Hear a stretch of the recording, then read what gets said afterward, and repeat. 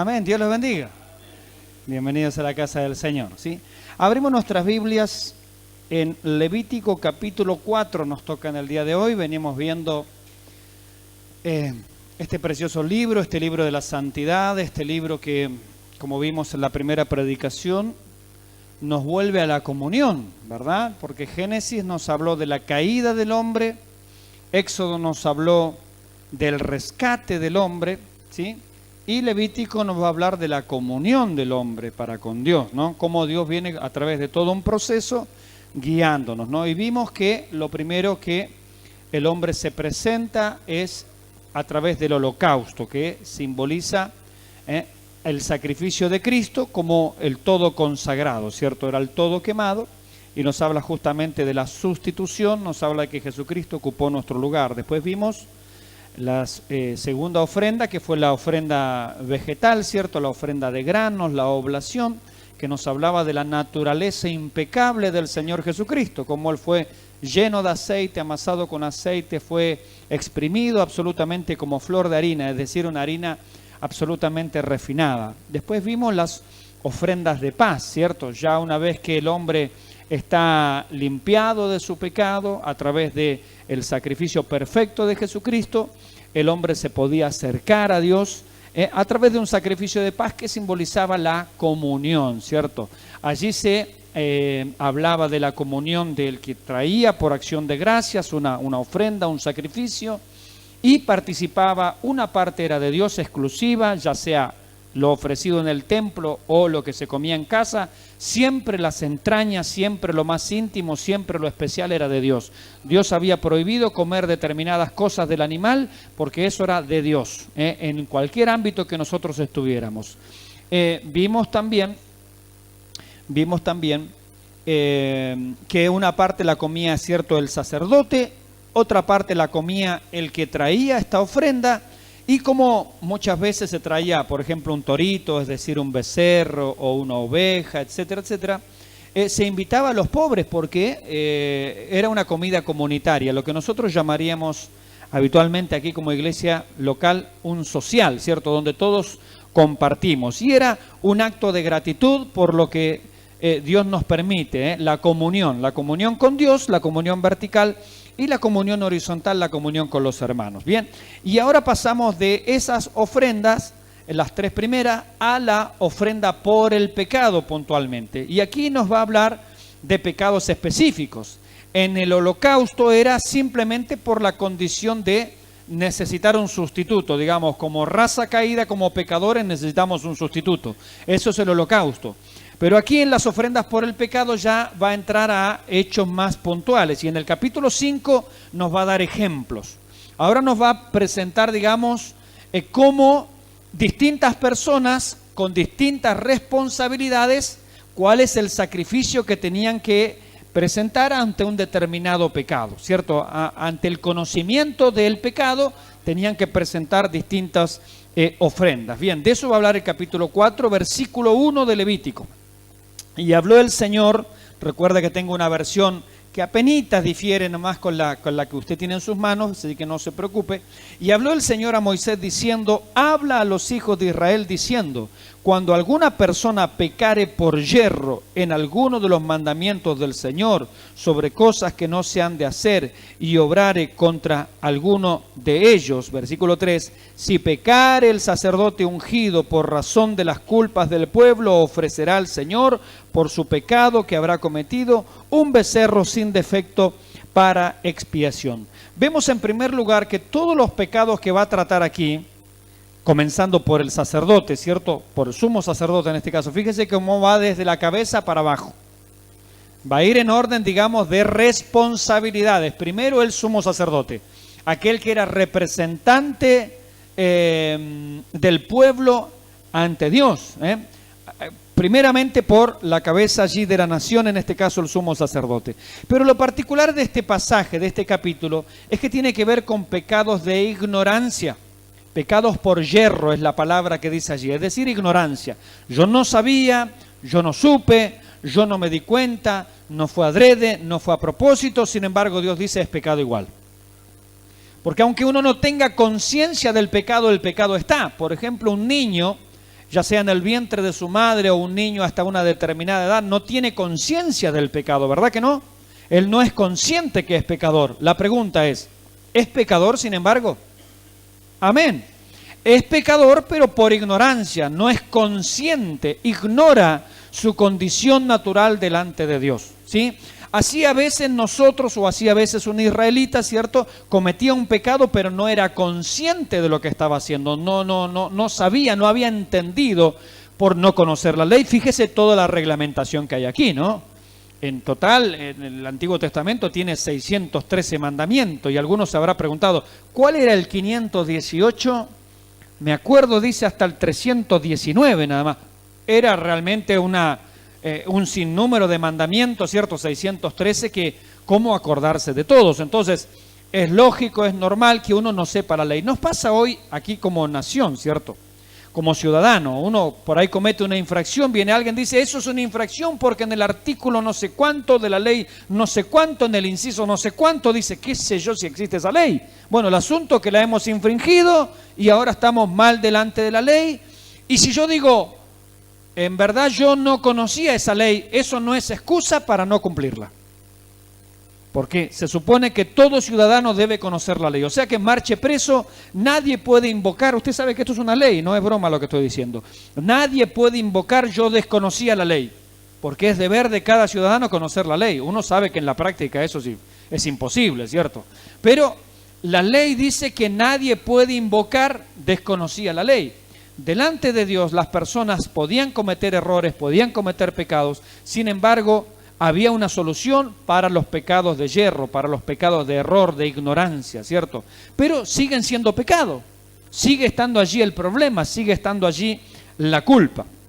Bien, entonces dijimos que esto se refiere a pecados por yerro, es decir, ignorancia. Y dice particularmente contra los mandamientos de Jehová. Esto es importante, fíjese que la Biblia lo plantea, no es contra lo que dijo Moisés, no es contra lo que dijo el líder, no es contra lo que dijo el legislador, es contra lo que dijo Dios.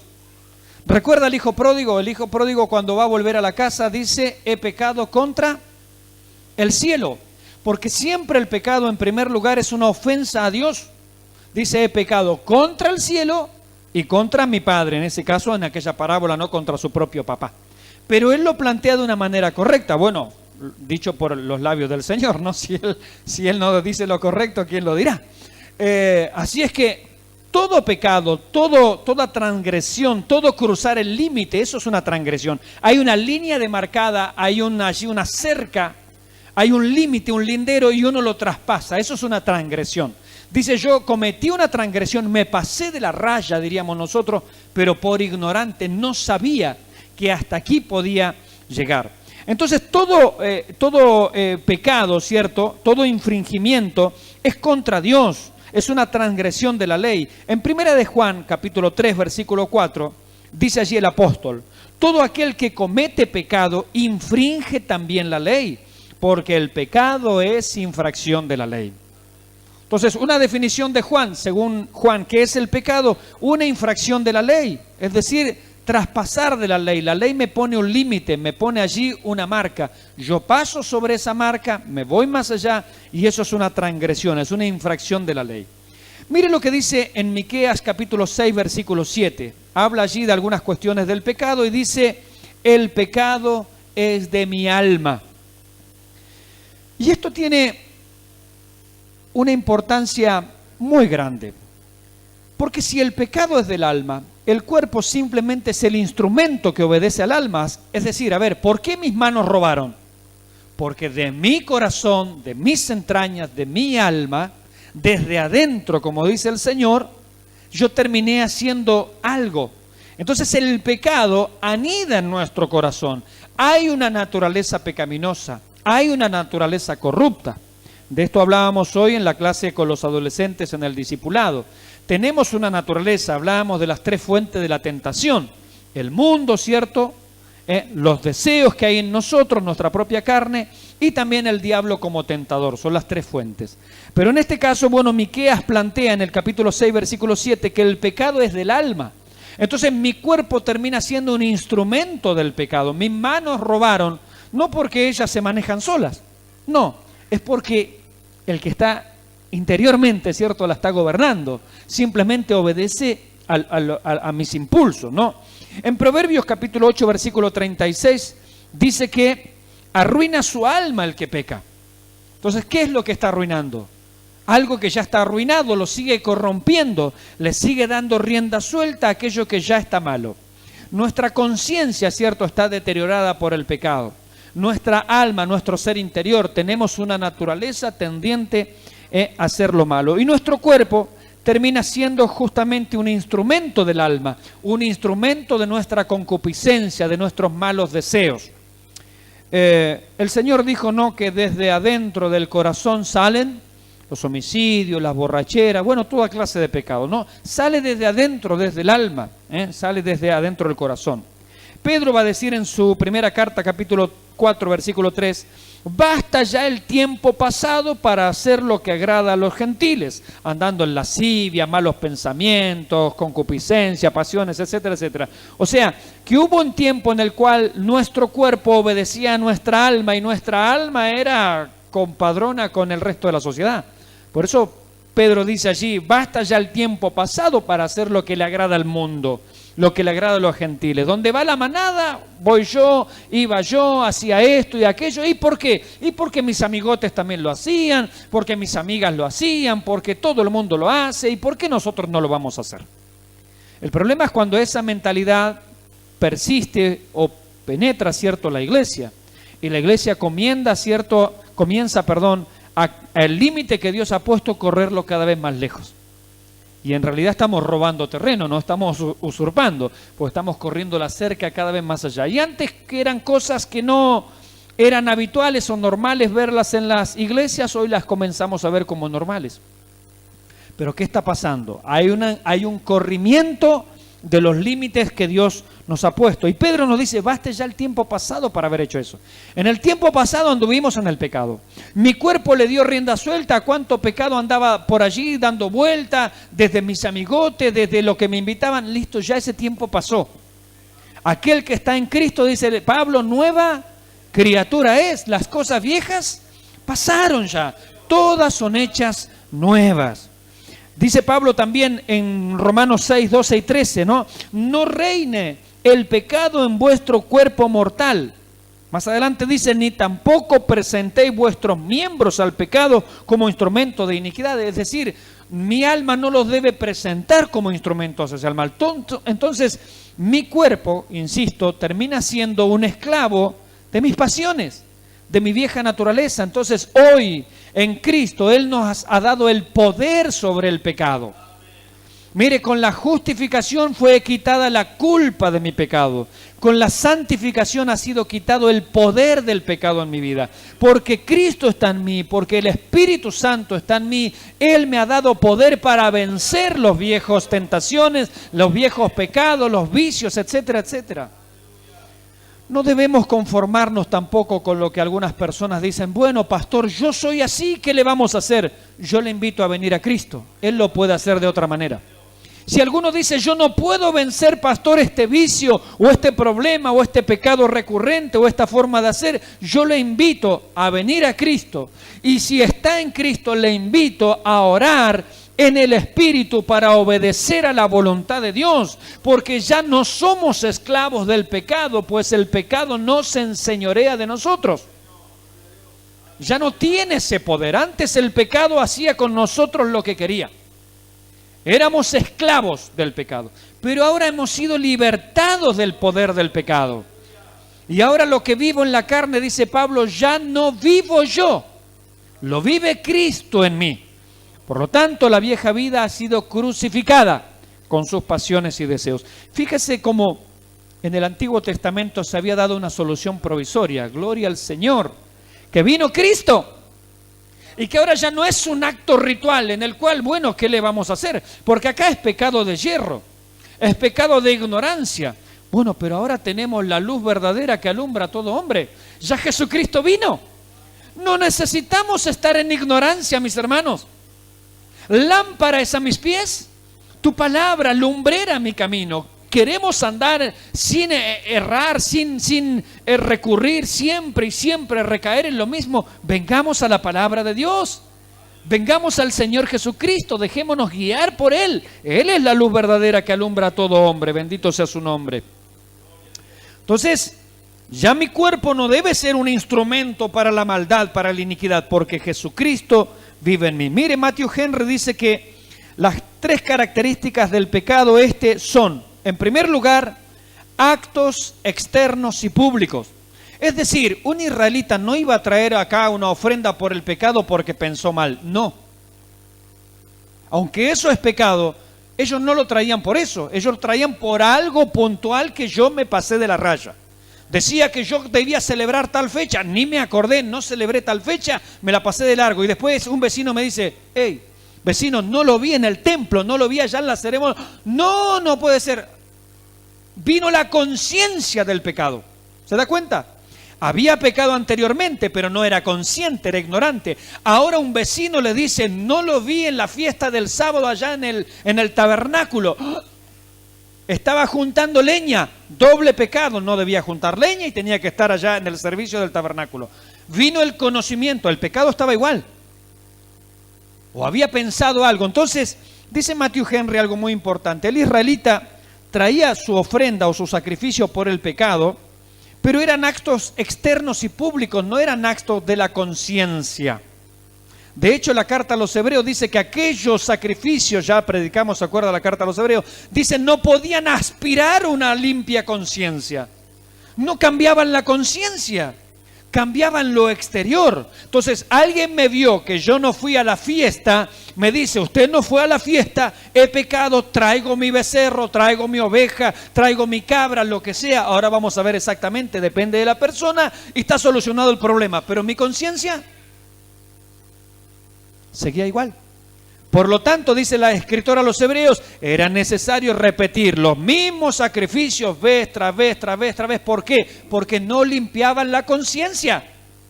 Era un acto ritual exterior por la fe en el cual la gente debía actuar por fe, pero la conciencia no podía ser transformada, no podía ser limpiada, no había una nueva naturaleza, la vieja naturaleza allí estaba, el Espíritu Santo no residía en aquellos israelitas.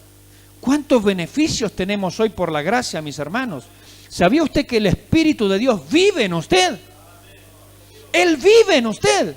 Y Él le está diciendo y le está guiando y le está enseñando. Alguno puede decir, yo no entiendo, soy torpe. La Biblia dice que en la gracia, por más torpe que sea, no te extraviarás en este camino. O sea que ni siquiera nuestra torpeza es excusa para errarle.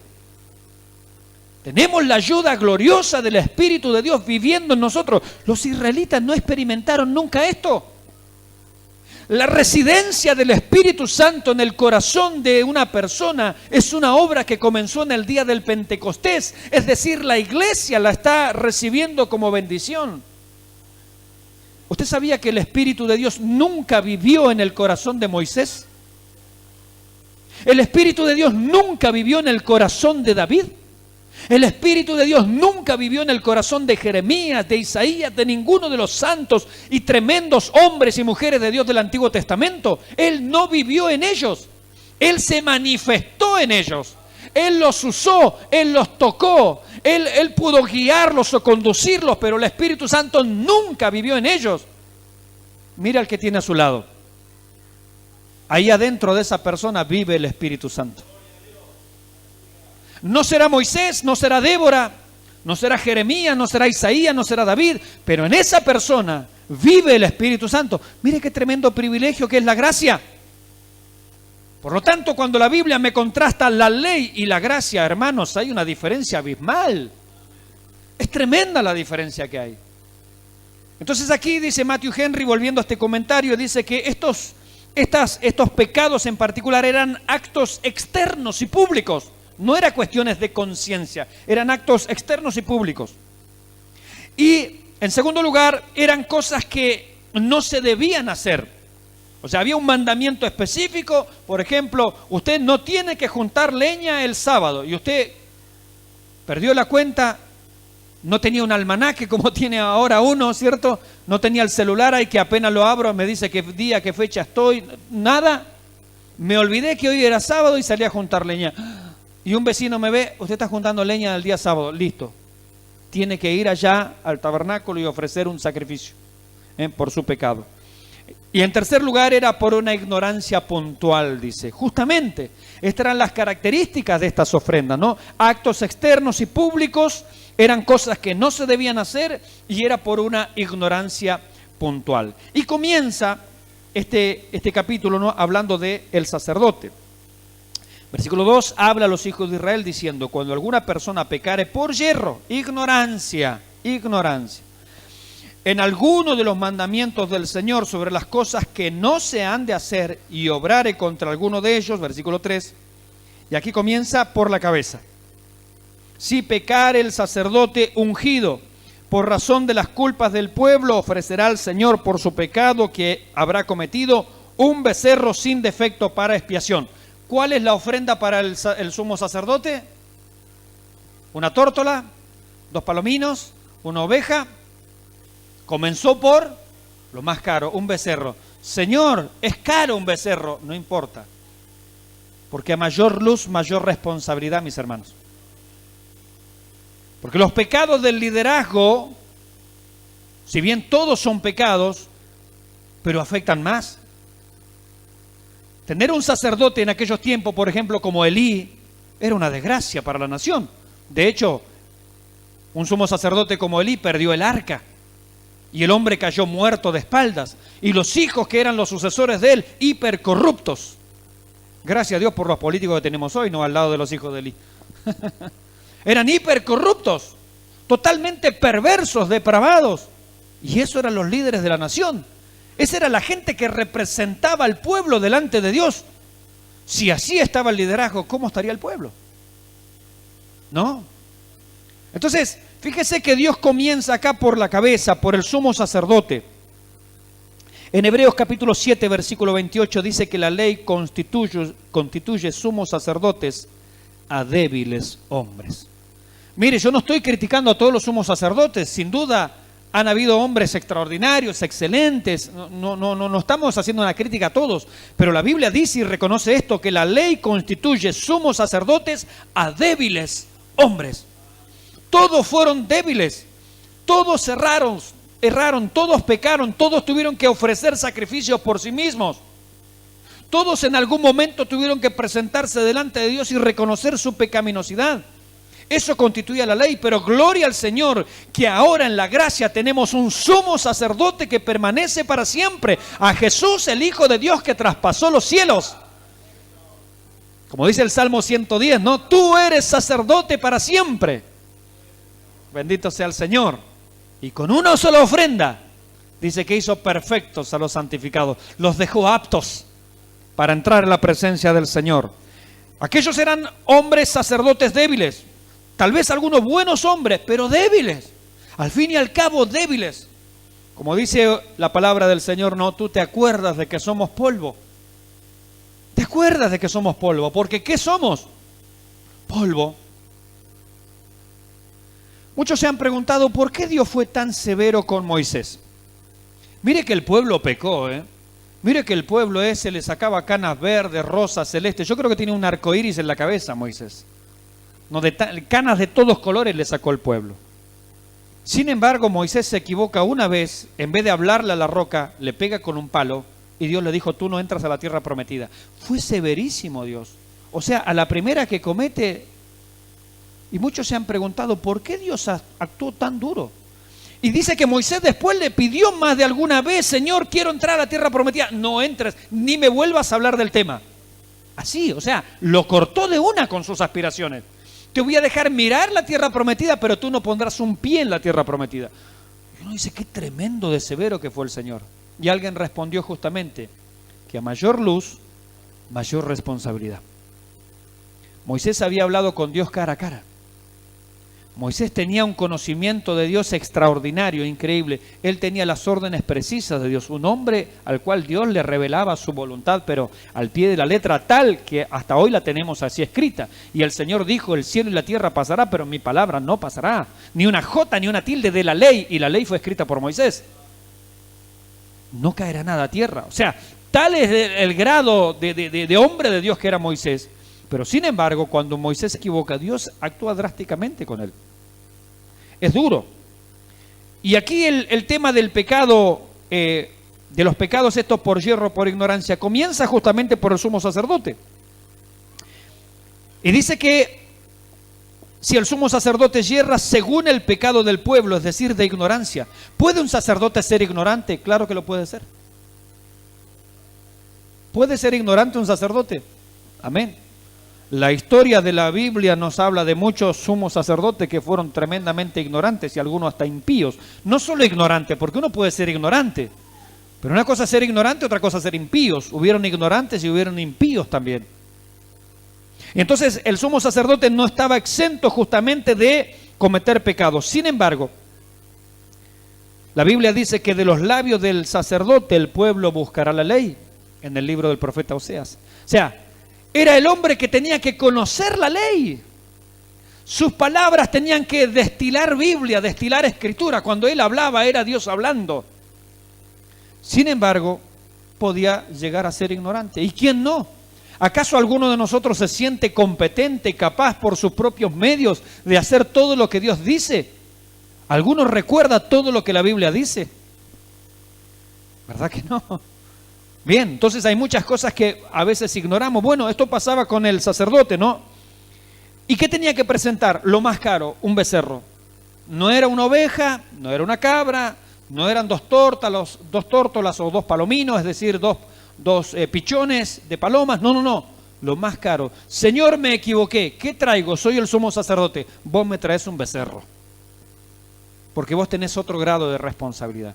Y eso, hermanos, nos habla hoy en día también. Dios nos ha puesto de una o de otra manera en distintos grados de responsabilidades. Por lo tanto, la recompensa puede ser amplia y generosa de parte del Señor, ¿verdad que sí? Pero también puede el castigo y la disciplina ser dura. ¿Por qué? Porque hay mayor responsabilidad. Dice el Señor, al que mucho se le confía, más se le demandará. ¿Cuánto le ha confiado el Señor a usted? Piénselo por un momento. ¿Cuánto el Señor le ha confiado? ¿Cuánto me ha confiado a mí? ¿Cuánto ha puesto Él en sus manos? ¿Cuántas personas, por ejemplo, o cuántos niños los maestros de escuela dominical? Los que somos pastores, los que son ayudantes de pastor, los que están en la tesorería, los que están en las dorcas, los que están en los jóvenes, en el coro. ¿Cuánto el Señor nos ha confiado? Aún como creyentes sencillos y comunes, el Señor nos ha confiado cosas, nos ha confiado la palabra de la cruz para compartir con esta sociedad. Entonces, al que más se le da, más se le demandará también, dice el Señor.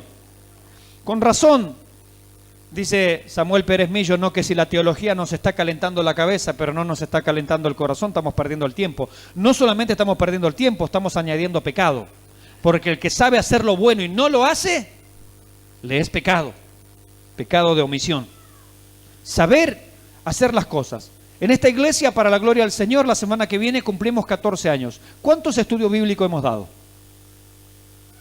¿Alguien los contó? Yo no los conté, pero le aseguro que son muchos. Muchos. ¿Cuántas escuelas dominicales se han dado? Prácticamente todos los domingos, excepto enero y febrero. O sea que 10 meses por año se da escuela dominical. Estudios bíblicos, discipulados, capacitaciones, etcétera, etcétera. Cosas que hemos escuchado en internet, gente que nos ha visitado, los cultos mismos. Alguno puede decir, bueno, yo no vine a ningún estudio bíblico, uy, me salvé, pero vino a los cultos. ¿Cuántas predicaciones escuchó aquí? En esta iglesia, para la gloria del Señor, se han escuchado predicaciones de los 66 libros de la Biblia, ¿sabía usted? En esta iglesia todos los libros de la Biblia se han predicado, aunque sea una porción, y algunos completos. Pero se han predicado de los 66 libros de la Biblia. ¿Se acuerdan los hermanos que llevan hace años? Tuvimos 2 años continuados en que en el año nos propusimos predicar de todos los libros de la Biblia. ¿Se acuerdan? ¿Cuántos se acuerdan de eso? Y predicamos durante ese año de los 66 libros de la Biblia y al año siguiente hicimos lo mismo. Es decir, que en esta iglesia, y lo decimos con justa razón, decimos verdad, se han predicado porciones y en algunos casos libros completos de toda la Biblia. No hay libro aquí que no se haya predicado una porción al menos. No hay libro en esta iglesia que no se haya predicado. Pero eso también demanda una responsabilidad del pueblo. Eso genera una responsabilidad. Porque mientras en otros lados, mire, el otro día vi una foto allí en un WhatsApp, esa foto de estado, ¿no? En una iglesia. Y yo no le presté atención a las personas que estaban en la foto. Le presté atención al cartel que tenía atrás la iglesia. Es como que yo me saco una foto acá y usted mire la foto y lea lo que hay atrás. Atrás, una de las palabras que había allí, de los eslogan, es decir, del énfasis de la iglesia, estaba la palabra riquezas. Riquezas. ¿De qué predica esa iglesia?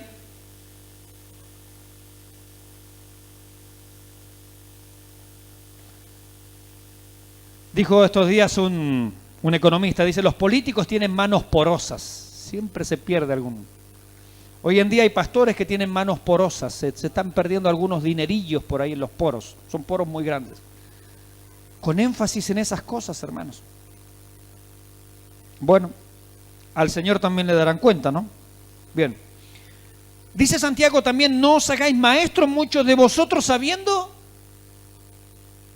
que recibiremos mayor condenación. Hay gente que quiere estar detrás de los púlpitos y no sabe la responsabilidad que es estar detrás de un púlpito. Alguien que se quiere hacer el maestro y no ha sido llamado por Dios, está acarreando mayor condenación. Recibiremos otro juicio, recibiremos otro trato, también para las recompensas, como para las pérdidas, como para los castigos, hermanos. No es lo mismo. Aquí el Señor, cuando comienza con los pecados de ignorancia, comienza por la cabeza. El sumo sacerdote es el primero en darme cuenta, dice. ¡Oh, gloria al Señor! Usted sabe que Dios va a juzgar al mundo, ¿verdad? ¿Cuántos lo saben? Levante su mano. Ahora, la Biblia dice que el juicio de Dios comienza por casa, por los hijos de Dios. Es decir, antes de que Dios juzgue al mundo, y Dios va a juzgar al mundo. ¿Cuántos dicen amén? Dios va a juzgar al mundo, pero antes de juzgar al mundo, ¿sabe a quién va a juzgar? A su iglesia. Comienza por casa y particularmente va a comenzar por los que tenemos un rol de responsabilidad, porque Dios nos ha puesto aquí no para servirnos del pueblo, sino para servir al pueblo. No para darle al pueblo lo que el pueblo quiere oír, sino para darle al pueblo lo que Dios dice en su palabra. Porque algunos confunden, bueno, el pastor está para servir, por lo tanto nos tiene que predicar lo que nosotros queremos. No. Debe predicar lo que la Biblia dice. Debe transmitir el mensaje del Señor. Entonces, hay una gran responsabilidad aquí. Hay una gran responsabilidad que Dios pone. Entonces, a más luz, mayor responsabilidad. Niveles de castigos como niveles de recompensa. Seguimos leyendo. Versículo 4, y traerá el becerro a la puerta del tabernáculo de la congregación. Esta parte, fíjese que ya casi que la vimos, pero hay algunas pequeñas variantes. Delante del Señor y pondrá su mano sobre la cabeza del becerro. Acuérdese que allí estaba la identificación de la culpa. Transfiero mi culpa, me identifico con este animal que es inocente, él va a derramar su sangre por mí. Es un acto de fe, esto ya lo venimos viendo. Dice el becerro y lo degollará. Otra vez, en este caso el sumo sacerdote, con sus propias manos degüella, porque él es el culpable de la muerte del inocente. Fíjese que yo quiero recalcar en estas cosas para que entendamos lo que venía leccionando el Señor. Uno se dice, pero ¿por qué tanto sacrificio? Es para que uno entienda. Es para que uno entienda lo que está simbolizado detrás de esto. Y lo degollará delante del Señor.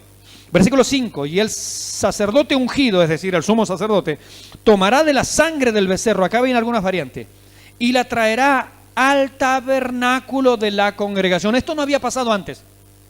Antes la sangre la traían, ¿cierto? Y la derramaban allí sobre el altar del holocausto, ¿se acuerda? La derramaban allí sobre el altar del holocausto y nada más.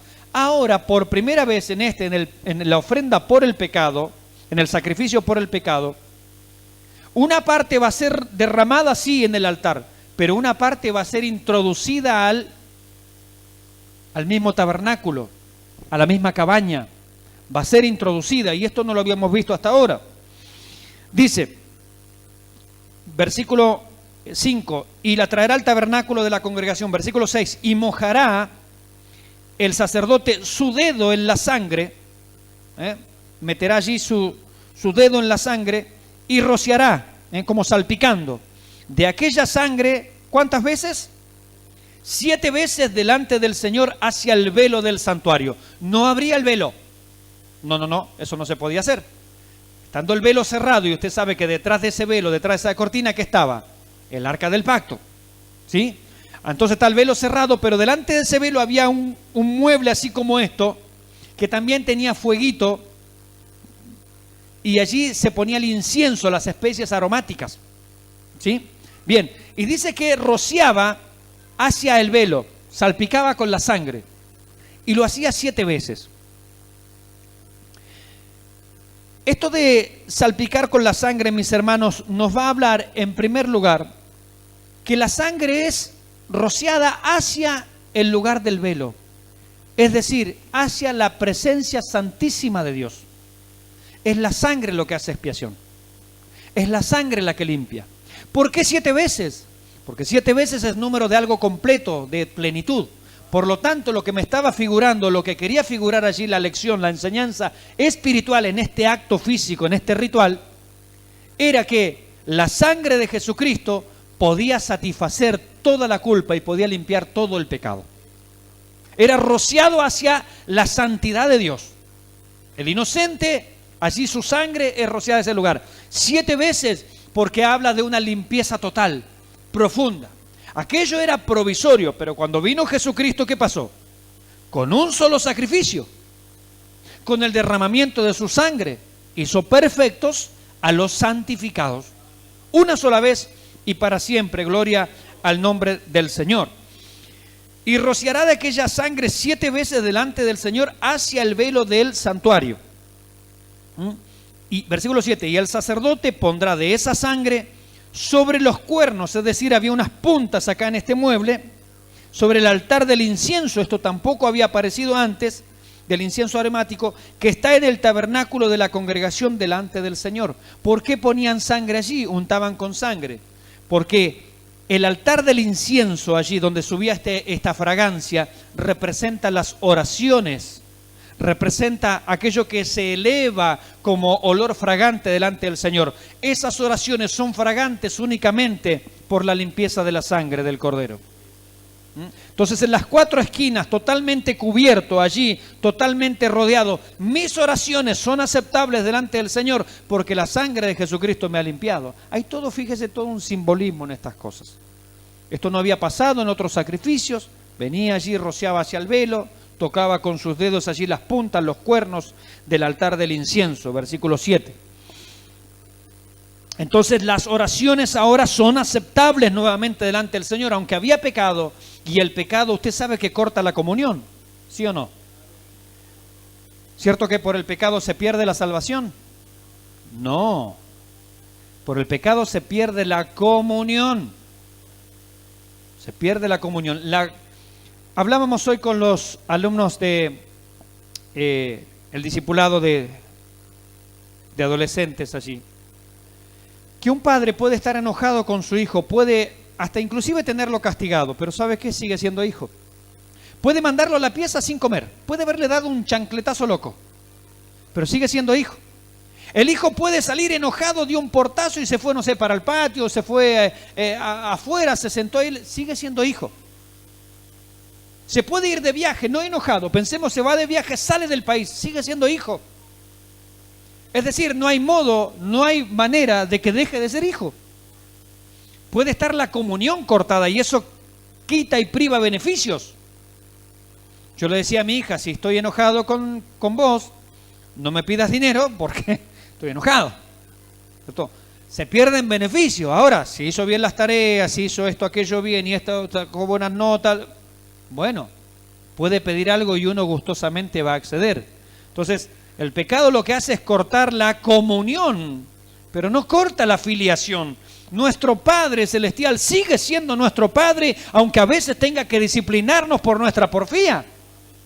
Sigue siendo nuestro Padre Celestial, bendito sea el Señor.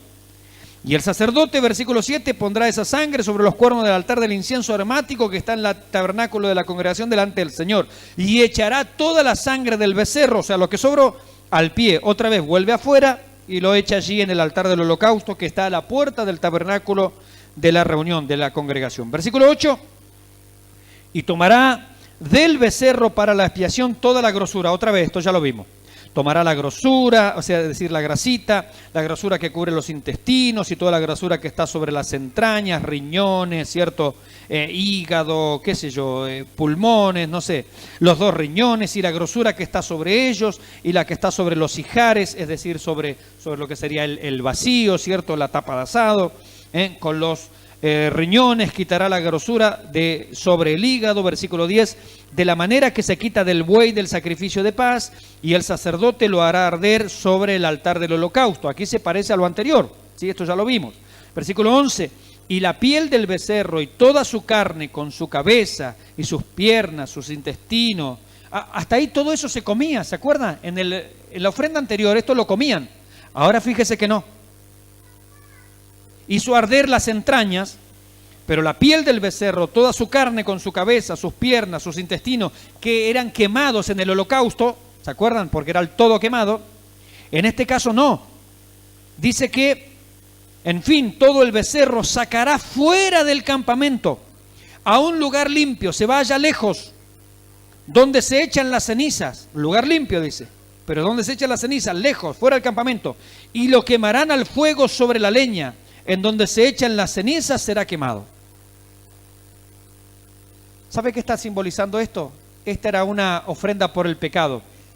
Cuando la sangre de Jesucristo limpia, mis hermanos, nuestros pecados, toda nuestra culpabilidad es echada lejos. Como está escrito, ¿no? Que Él sepultó nuestros pecados, ¿en dónde? En lo profundo de la mar, para nunca más acordarse o tener memoria de ellos. ¿Se da cuenta? Entonces aquí lo que hacían con el resto, esta víctima es la culpable. Esto no se come, esto es por el pecado. Lo otro era por comunión. Esto es por el pecado.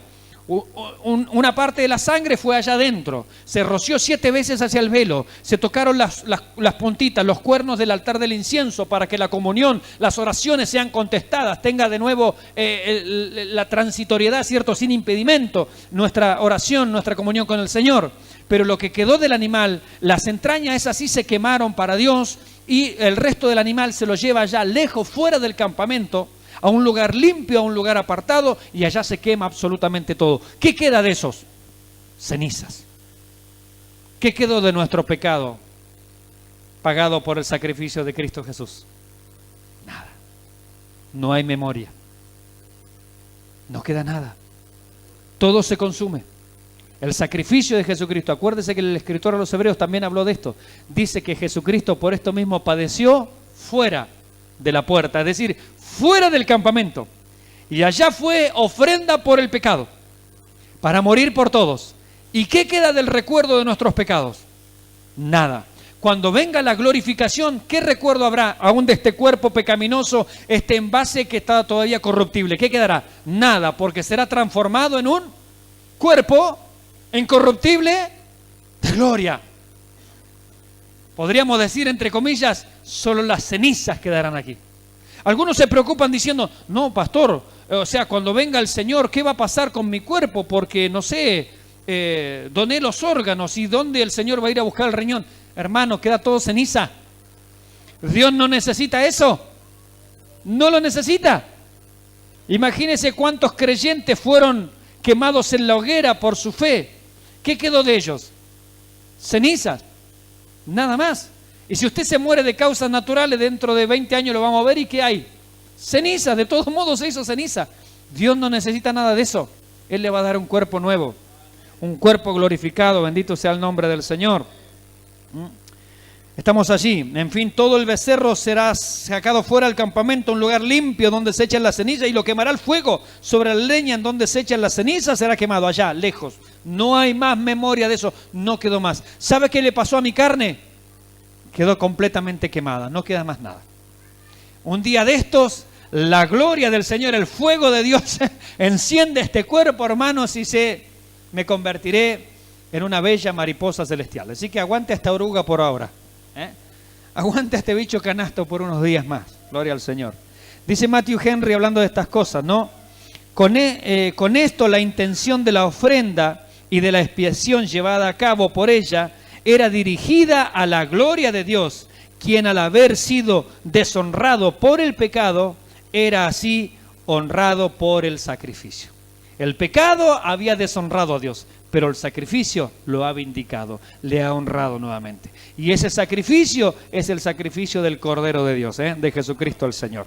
Vamos entonces a los pecados de la congregación, pues la congregación también peca, ¿o no? Dígale que está al lado, deja de pecar. Pecadores, claro, todos pecamos, ¿no? Porque empezó por el sacerdote, claro, empezó por arriba, pero la congregación se equivoca.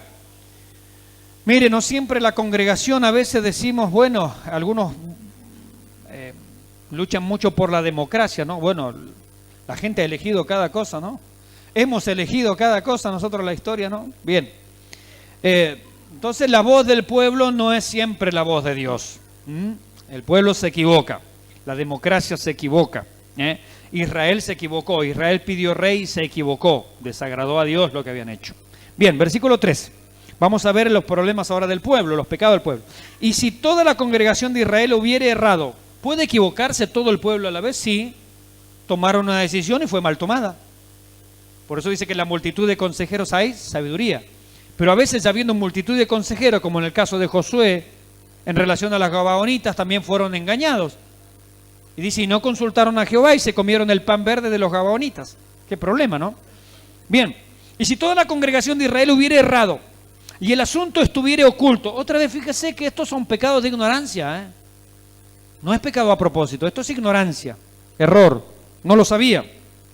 Y el asunto estuviera oculto a los ojos del pueblo y hubieran hecho algo contra alguno de los mandamientos del Señor en cosas que no se han de hacer y fueren culpables, o sea, no lo saben, pero son culpables. El niño no lo sabe, pero es culpable.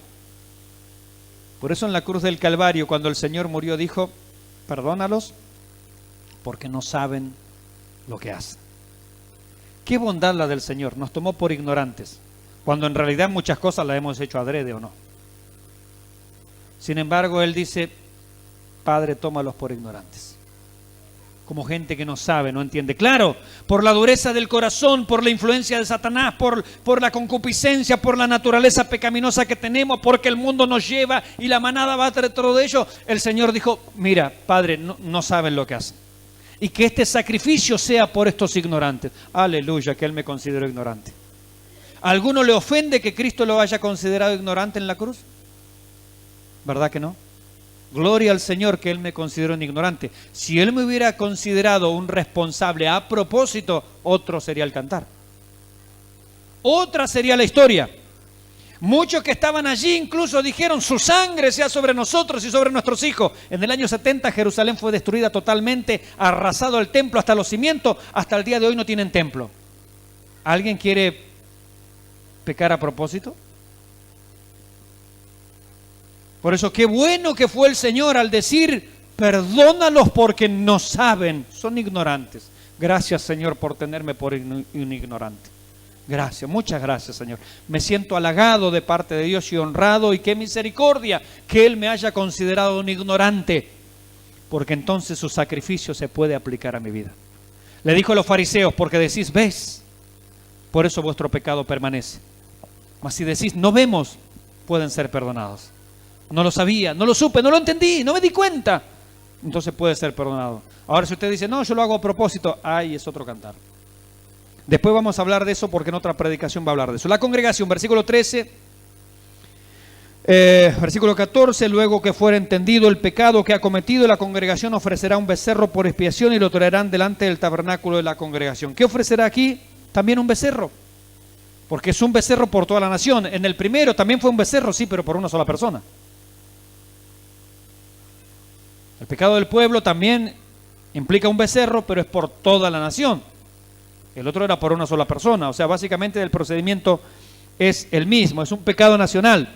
Versículo 15, y los ancianos de la congregación, los ancianos, representantes del pueblo, ¿cierto? Ellos lo representan, pondrán sus manos, el liderazgo, sobre la cabeza del becerro delante del Señor, y en presencia del Señor degollarán aquel becerro. Ahora lo agarran entre varios y lo tienen que sacrificar, porque están representando al pueblo.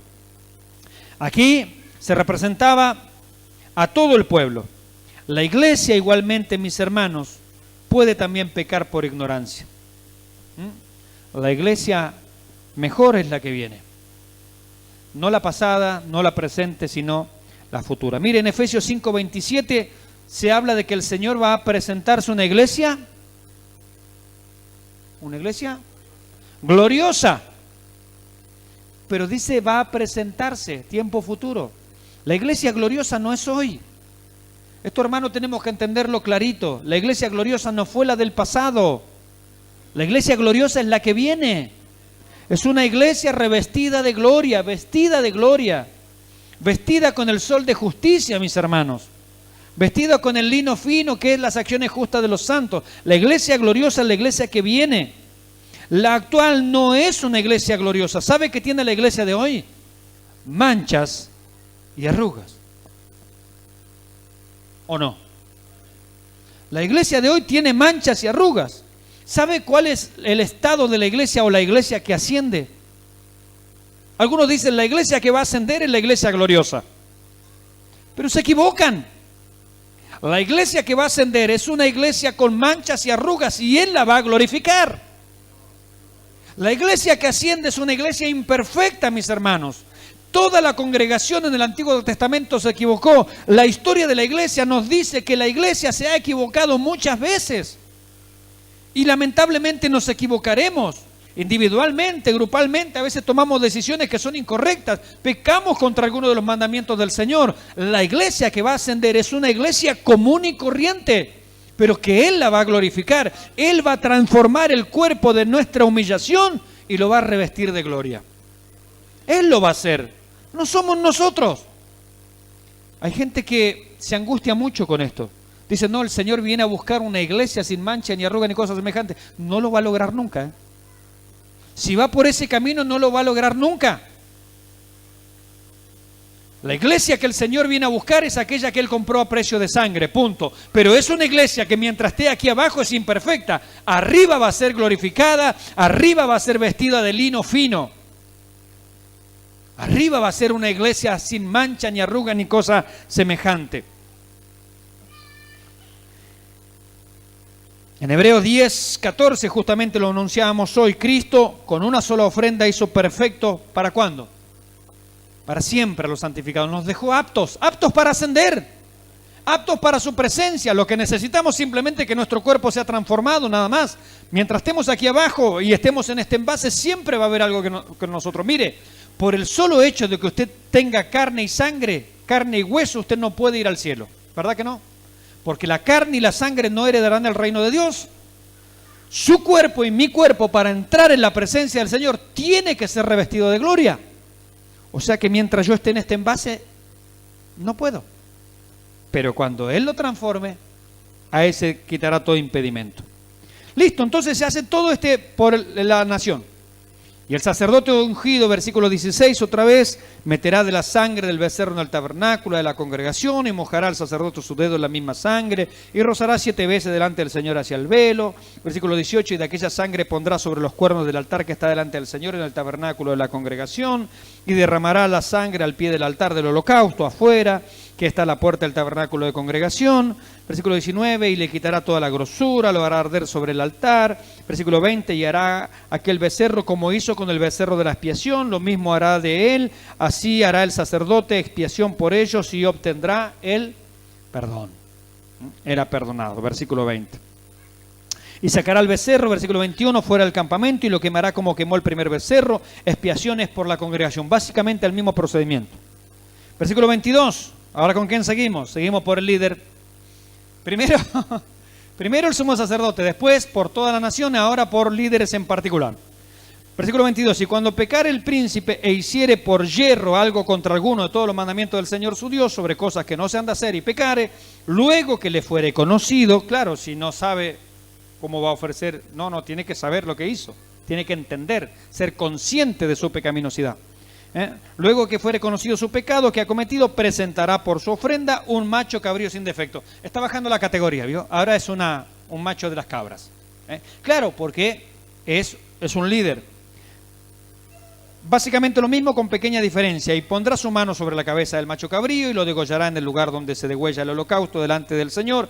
Esa expiación ofrenda por el pecado. Versículo 25, y tomará el sacerdote con su dedo de la sangre de la expiación y pondrá sobre los cuernos del altar del holocausto. A esta sangre no se introduce adentro. ¿Se dio cuenta?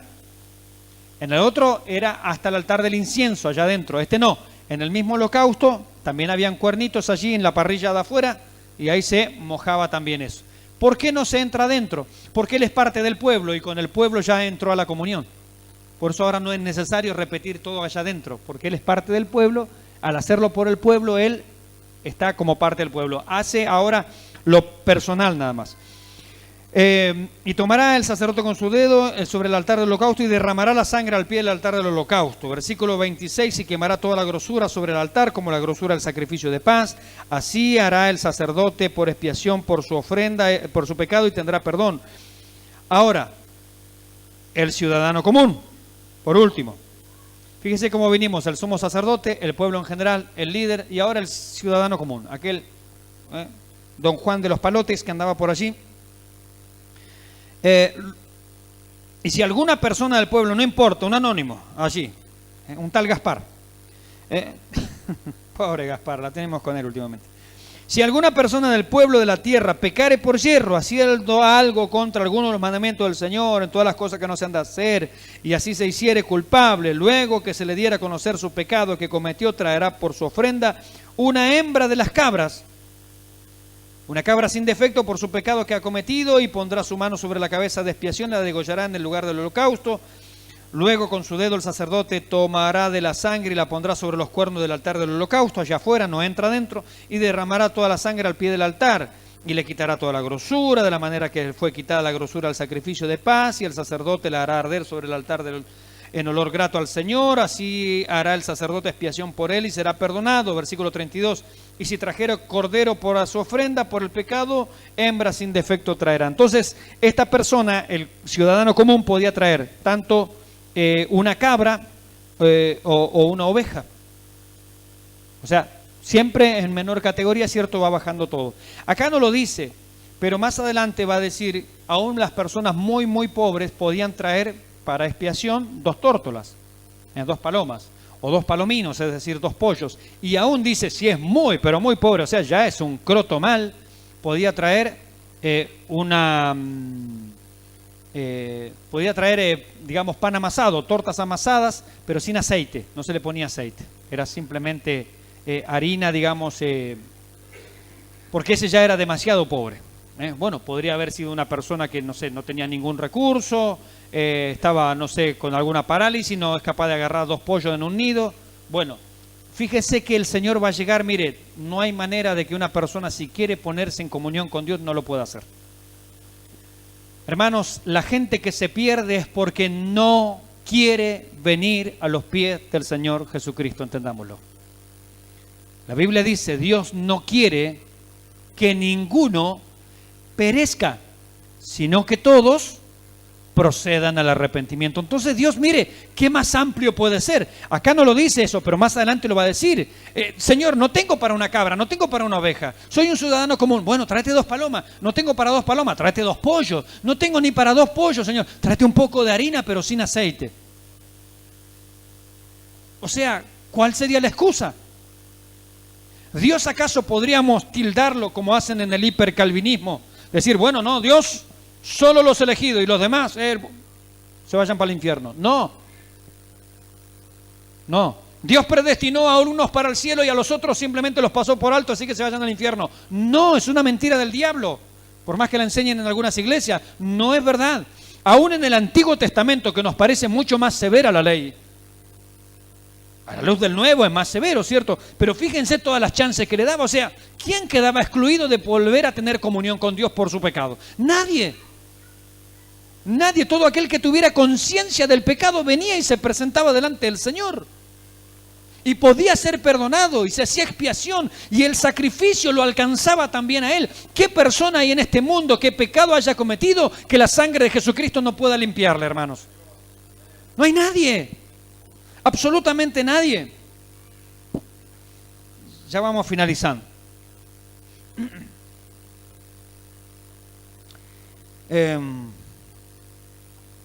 Versículo 33, y pondrá su mano sobre la cabeza de la expiación y la degollará por expiación en el lugar donde se degüella el holocausto. Después con su dedo el sacerdote tomará de la sangre de la expiación y la pondrá sobre los cuernos del altar del holocausto allá afuera y derramará toda la sangre al pie del altar y le quitará toda la grosura, como fue quitada la grosura al sacrificio de paz, y la hará el sacerdote arder en el altar sobre la ofrenda encendida al Señor, y le hará el sacerdote expiación de su pecado que habrá cometido y será perdonado, mis hermanos. Como conclusión, mire, todo pecado debe ser expiado. Aunque yo no tenga conciencia, debe ser expiado. Alguno podrá preguntar, pastor, ¿qué pasa con los niños cuando mueren en edad temprana? Ellos no son conscientes. Jesucristo dijo en la cruz, perdónalos porque no saben lo que hacen. El sacrificio de Cristo se aplica a todo aquel que no tiene conciencia del pecado. Por lo tanto, los niños en edad que todavía no son conscientes, aunque mueran, el sacrificio de Jesucristo les alcanza. Porque es un pecado por los ignorantes. Y un niño justamente es inconsciente. ¿Es pecador? Sí. ¿En el vientre de su madre es pecador? Sí. Cuando salió del vientre, sí. Cuando es niño pequeño, sí, es pecador, pero es ignorante de su condición. Por lo tanto, el sacrificio de Jesucristo le alcanza. ¿Qué pasa con aquellas personas que no están en el uso cabal de sus facultades? También lo mismo, son ignorantes. El sacrificio de Jesucristo les alcanza, mis hermanos. Una de estas personas muere o parte a la presencia del Señor en estos días y justamente Dios lo recibe en gloria. Porque aunque son pecadores, todo ser humano es pecador, pero son ignorantes. Y Él murió por los ignorantes.